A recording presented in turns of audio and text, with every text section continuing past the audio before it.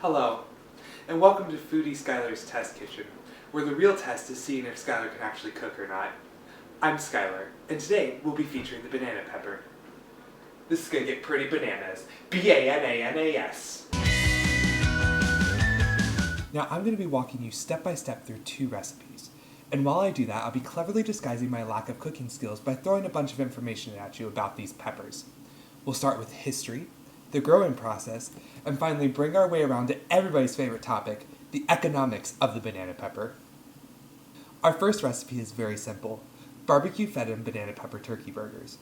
Now, the original recipe calls for an outdoor grill, but if you're like me and you live in a place where the weather is just crap, you can use an indoor skillet instead. It probably won't taste as good, but when you're cooking with me, what really will taste good? The recipe is simple.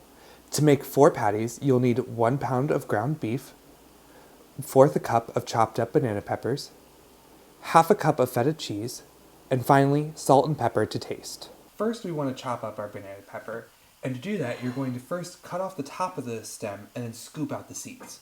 Now, you can also cut down the center of the banana pepper to make scooping out a little easier. But why do things the easy way? So while I do this, let's first get our history lesson out of the way. According to the Ohio Department of Education, the banana pepper was first introduced in 1932 from Hungary, hence where the term Hungarian wax pepper comes from today. However, today we get most of our crop from Mexico and California, but that's delving into economics, which we'll get to later. Oh, that made quite a mess. But you know what? That's okay. You're allowed to make messes when you're cooking.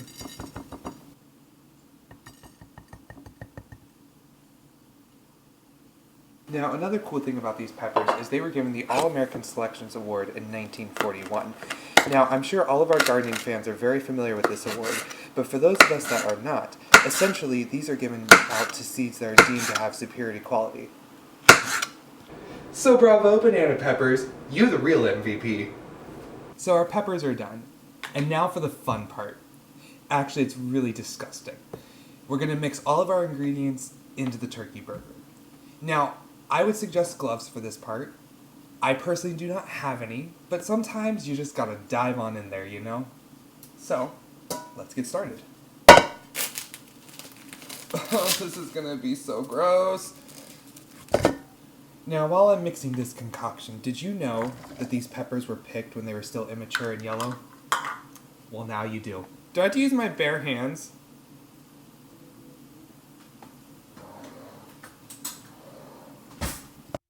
Bonnie Grant at Gardening Know-How says the later the harvest, the sweeter the flavor. So those hot peppers are just little babies when they're taken away and chopped up. So don't feel too guilty next time you eat a baby pepper. Somehow I don't think I'm making this right. Now, Grant has grown some of her own peppers and offers very specific details on how to grow your own. She suggests leaving the plant indoors 40 days before moving it outside to 60-degree soil. They'll need 8 hours of sunlight, and the Agricultural Marketing Resource Center suggests growing with mulch and drip irrigation. Oh look, they're done. Now you'll mold these patties into 4 cute little burgers, set them on the grill, or skillet, for 8 minutes, or until they reach an internal temperature of 180 degrees. Now, I'm not going to do it for you because through the magic of editing, I'm going to show you the finished product, so we'll set this aside for now. Now, our second recipe is stuffed banana peppers, which puts a spicy kick onto the regular old stuffed green pepper. Now, we're going to be making 4 stuffed peppers today to match our 4 burgers. So to do this, you'll need your banana peppers, some ground Italian sausage, Romano cheese, breadcrumbs, I'm using stuffing because Thanksgiving, salt and pepper, marinara sauce, and olive oil. Now, your sausage should already be cooked and chopped fine. Mine is cooked but not chopped because I need another opportunity to explain some more about banana peppers to you. So let's chop, y'all. About the growing process. Banana peppers are also prone to insects and other growing issues. Professor Douglas Doohan at Ohio State University's Department of Horticulture and Crop Science studied the pepper plant's response to weed control with clomazone for 2 years. Now, clomazone is an active ingredient in herbicides like Command, and his research found these plants responded well to the mixture.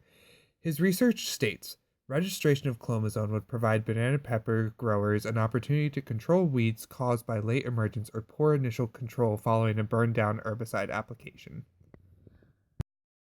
Oh, look, I'm done chopping. So, remember how we cut the banana peppers last time? Good, because we're going to do it in an entirely different way this time. Now, the recipe suggests cutting off the top of the stem only partially and removing the seeds that way. Now, they say that if you want to leave the seeds, you're more than welcome to. I'm going to remove mine. If you want to leave yours, go for it. It's a free country. But hey, look, another opportunity to explain to you more about banana peppers. Wow, that's convenient. The Agricultural Marketing Resource Center provides market info on both banana and bell peppers, so these numbers aren't specifically for banana peppers, but they'll give us a rough idea. In 2014, California was the largest producer of peppers in the US, resting at about 60%. Now, the USDA's records from that same year say the cost was about $40 per hundredweight and the crop value was $618 million. Wow, that's a lot of money. With money like that, you could buy a whole new house just to avoid a bat problem.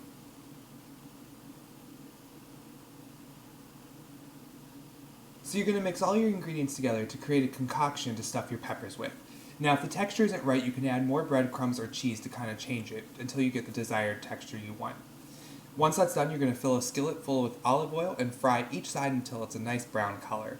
Once again, through the magic of editing, I'm going to show you the finished product, and I will see you guys shortly. And here's the finished product.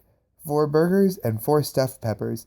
Add marinara sauce, and you, my friend, will have one sexy meal. Bon appetit, y'all!